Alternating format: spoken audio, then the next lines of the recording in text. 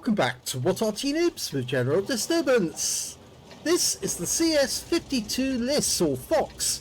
It's a tier 8 Polish premium medium and it's located on the west spawn of Studzianki under the command of Jamie2006. Okay, well this is actually quite a decent tank. It was originally brought out as a premium. And it was under one of those marathons where you could actually earn it if you complete enough missions. It's armed with a 105mm gun and it's powered by a gas turbine engine. This tank wasn't actually built, it was blueprints only, but it would have been quite an interesting tank. It does have decent armour, as you can see, a decent gun as well, with good gun handling and also great DPM and alpha.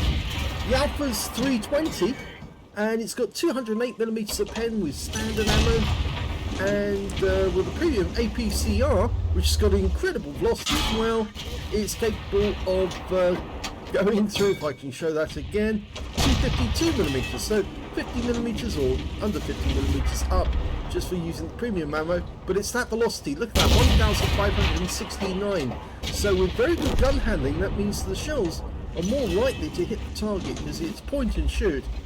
Very, very good velocity indeed. As you can see there, Kunstpanzer took the hit there, although it's a low roll.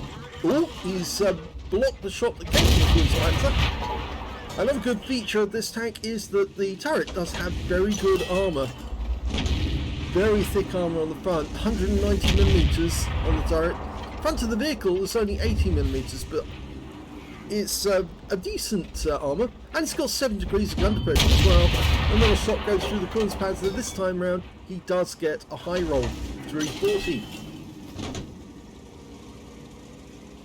So he's up to 1.5k of actual damage so far. Oh, took a round in the tracks there from the opposite list. And the Kunstpanzer finally gets a hit, unfortunately. But he puts one back in him. And another high roll for 366. So it's almost like he's having a duel with Kunstpanzer. And another hit, another high roll. I think the Kunstpanzer is now one shot. So if he pokes his nose out, this time round he will get it blown off.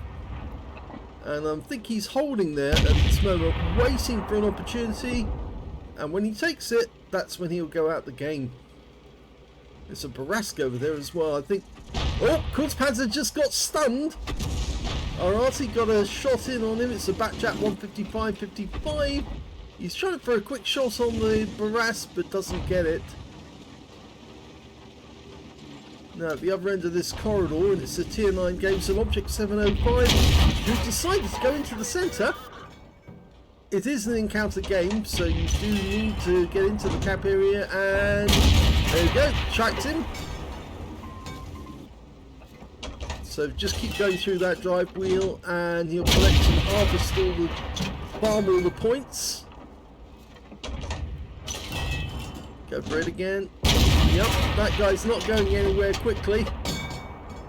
But now, unfortunately, was he 114 rather, is actually blocking our shot. And the kill shot comes in from the Skoda. Oh, now we've got one of those shush TTK. Or the Shrek tank, as some people have started calling it. Or at least Jingles called it the Shrek tank.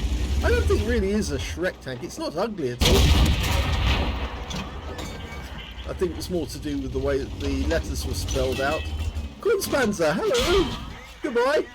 Oh, he didn't take it! And he got hit by the Kunstpanzer instead, but gun handling. Yep, there you go. He's out.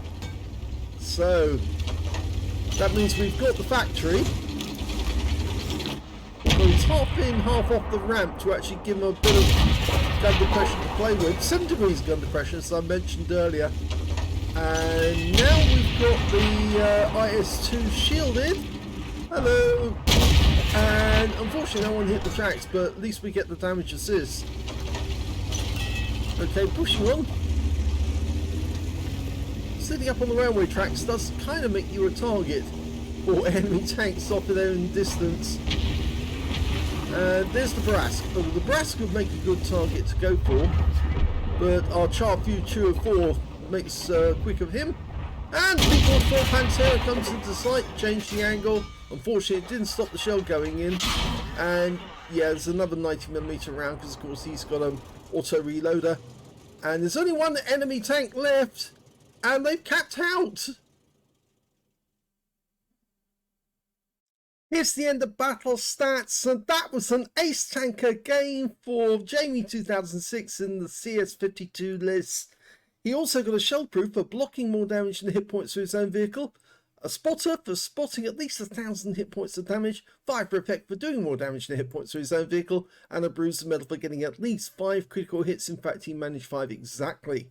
He also managed to get a high caliber for dealing the most damage in that game overall, as well as Confederate for hitting more of the enemy than anyone else on his team. And on top of that, he also got a tank sniper as well for getting the most damage at a distance of 300 meters. His win rate in the game, 5,763, which is Super Unicum standard and a bit more. Let's have a look at team score. Well, there you go, top of the table with 4,431 hit points. The next highest scorer was the Charfu 204, 3,111 to him, followed by the 122 TM, who managed 2,374. So pretty good scores for the top players on the game.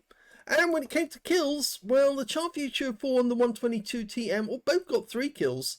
And then we got 2 kills for Jamie, or not for Jamie.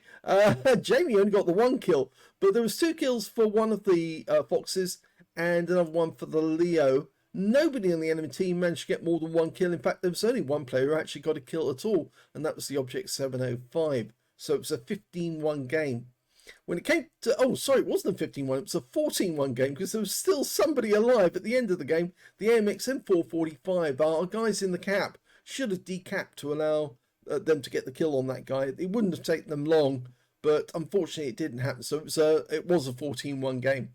When it came to base XP though, yep, Jamie2006, who was anonymized in this game, got 1,482 base, 935 went to the 122 TM, and 876 went to the LIS, the other LIS in the game.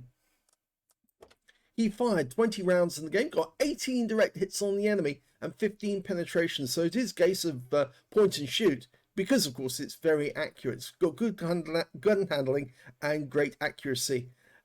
He didn't do any splash. He did do damage of 4,431, of which 1,484 were at more than 300 meters. So a fair bit of damage at long range, but most of it was at short range.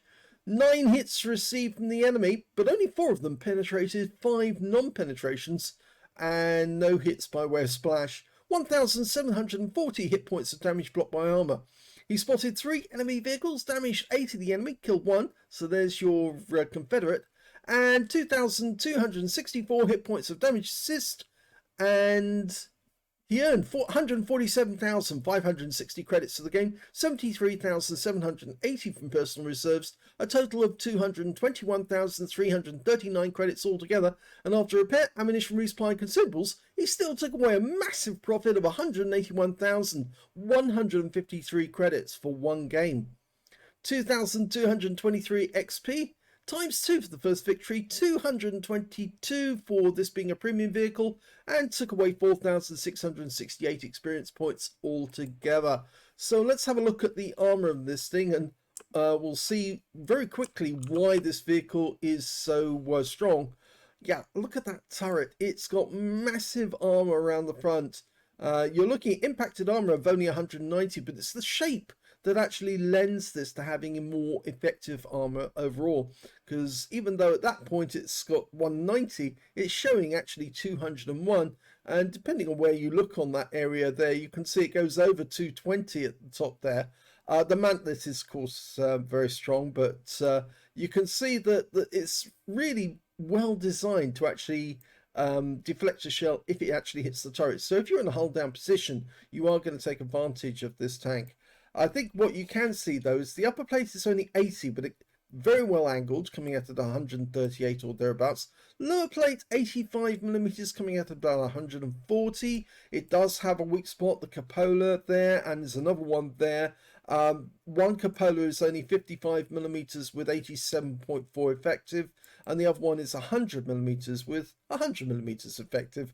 So yeah, that's not so good. But then if you look at the sides of the vehicle, if it angles, you can see 75mm becoming 140 or just under 140.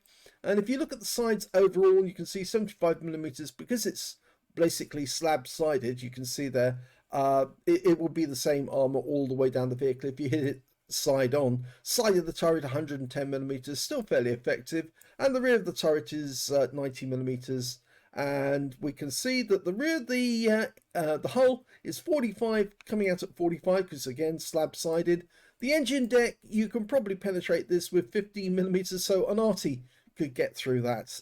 Should be able to go through the top of it if you can aim a shot and it comes down vertically on it. So it is vulnerable. It is a medium tank, not a heavy tank, so it's not impenetrable. We look at the live version just to see where it can be penned. Well, don't aim for the turret.